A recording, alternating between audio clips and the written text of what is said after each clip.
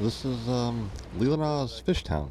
It's kind of an interesting little like tourist spot, but also it's like actually operational like little fishery, and they have like a little smoke shack and stuff. Probably hasn't really changed all that much in the past like 100 years or so. What's really interesting is kind of across the way, where I'll be looking here in a second. That way is like an actual house, like kind of wedged in here. Like you see that people live in there. It's kind of interesting. But this is the place where you catch the ferry to get to South and North Manitou Island. So the weather got a little brighter and more tourists showed up as the boat arrived. And now it's time for us to take off. And here this guy has a backpack, a front pack, and a crotch pack. And I kind of thought I was overpacked. And actually, in some ways, I am overpacked, but purposely so. I kind of crammed the freighter bag with a bunch of extra food and supplies and whatnot because Maria and I haven't been on vacation in like 2+ years. So even though we're only going to be there for 2 nights, which gives us just one full day of exploring the island, I wanted to make sure we had plenty of creature comforts and goodies for our adventure. But the ship also has plenty of goodies with this interesting little bar that's wedged underneath the stairs. And I find it surprising that the most expensive drink is only $9.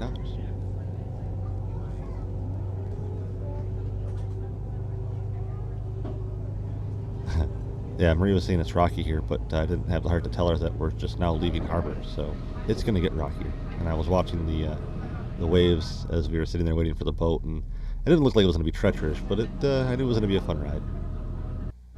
And yeah, it got a little bit more rocky.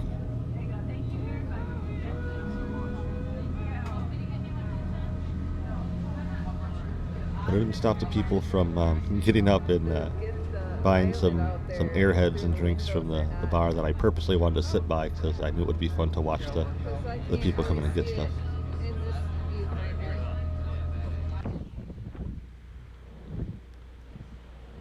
This is North Manitou Island.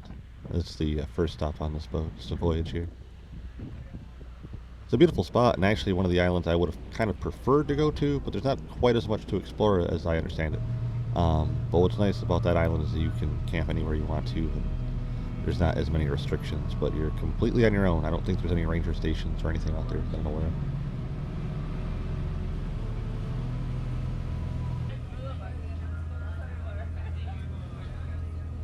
Marie decided to try her luck and got herself Bloody Mary. Now, granted, we're only about 2 or 3 steps away from the bar, but I'm a little nervous to see if she was actually going to make it back without ending up some of the drink on her lap. And I think that the young skipper there is also kind of amused by this concept. And she's okay. She's made it all right. The waters calmed down, and it gave us a chance with the other vacationers to wander around out to the front deck and gawk at the scenery and get some video and some photos.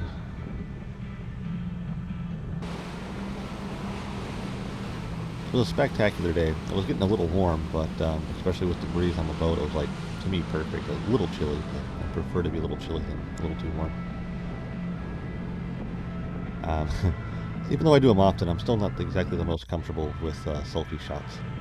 But it is more interesting to see a person in a video or a photo than just simply see, say, water spraying over the edge of a boat.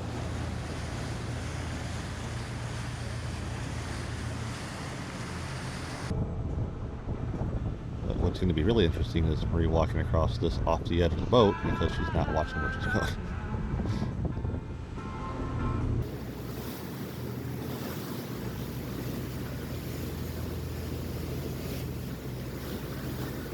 Enough boat.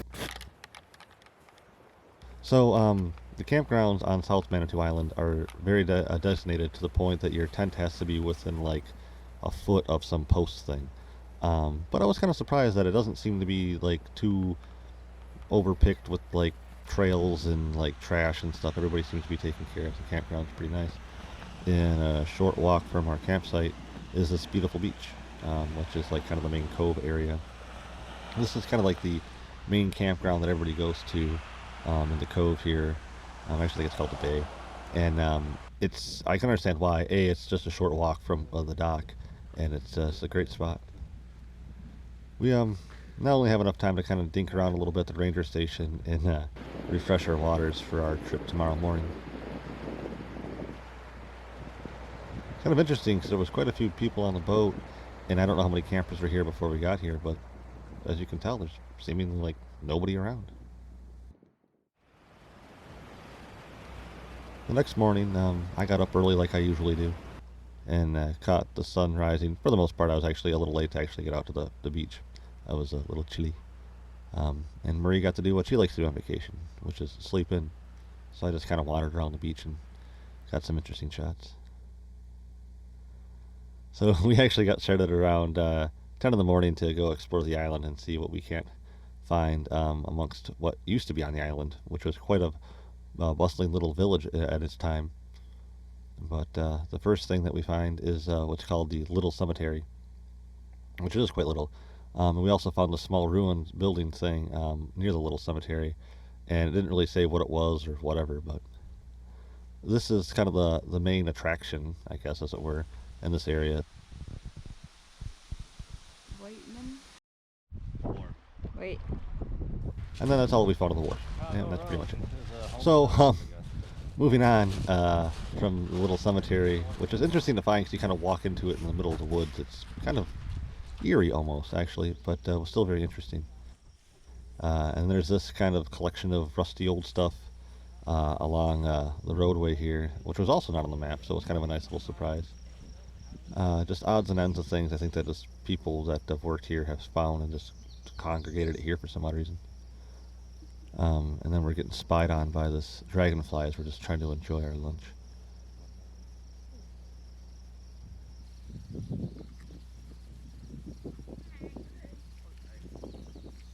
So finally seen some other campers, and I'm assuming from the direction that they're coming from that they must have came from the furthest campsite, the Popples. So they got a bit of a hike yet to get to the ferry, which to my mind they think they're going to be late for, but maybe they're going to camp closer to catch it tomorrow.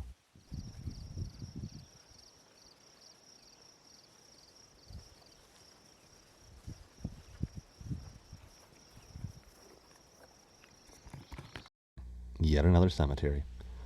This is kind of like the proper cemetery, I guess, and it's kind of unique. I'm not usually one to show off like too much cemetery stuff, but this one I thought was interesting because it says human skeleton found on dune in 1923, and the years range in this cemetery from the 1800s to 2018. But that's all I'm going to show for cemetery stuff, and it's time to kind of lighten the mood up a little bit. You just find things like this every once in a while on these trails. It's kind of neat. And it was on our way to where it's at, Beck's Farm. I have to say it was kind of interesting coming out of the woods and the way it just opens up to this really kind of quaint farm area. It's quite beautiful. This man has two turntables and a microphone. And I realize like this whole island's part of a state park, but when seeing the sign, I kind of made me think of like how this island was inhabited and like people owned all this stuff and these are kind of like private residences really, and how it went from that to being like government property. I don't understand, and I've been doing some research trying to figure it out, and I really can't find out if there was like an auction as people left or just like they just took it over. I don't know, but it's interesting, and I'm glad that it happened in a sense because now people like me get to come and check out this island where before it was private, and I don't know how easy it was to kind of gain access to it.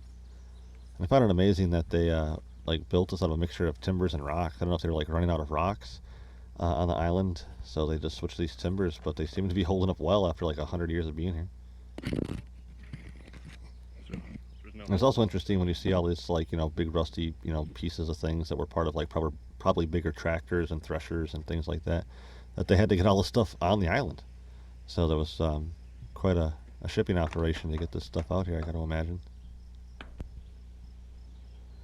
And yes, I was really thinking about walking all the way out to the furthest edge there, but as I was walking out, as you can hear, I was making this horrible noise from the tin, and a lot of the people that work on the island stay on the island too, and I didn't want to get in trouble, so I just went out like a couple of steps and got this bad shot with my hand there, which dropped out. But look, I just happened to have my hand right there too for the next shot, so I meant to do that. It's a great transitional point. It's also started to realize we're getting low on water. So, found more farm equipment, and we found more farm. This is the Conrad farm, I believe. It's actually, The overall layout is very different than the other one. I kind of like it more, even though the barns, they're still standing, both of them, are not nearly as impressive. And I don't really know. I should have probably did research before this of who built what first. But yeah, this seems a bit more modern. Um, I also found a water pump at this place, but of course it's been decommissioned for some odd reason. But I also found this weird twisted metal rod that has insulated points that are wrapped around most of the buildings, which I think are some kind of lightning rod thing. I'm not really for sure.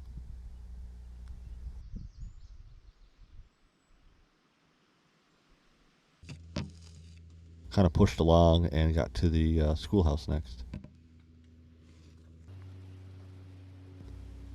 But I'm getting a little concerned about how I still haven't found any places to get water.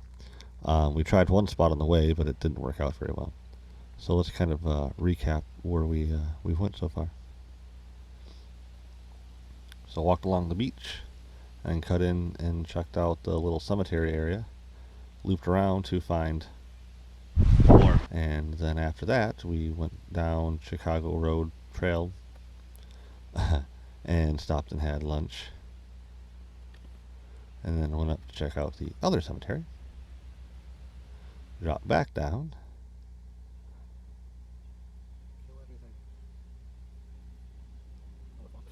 Went over to the Beck Farm.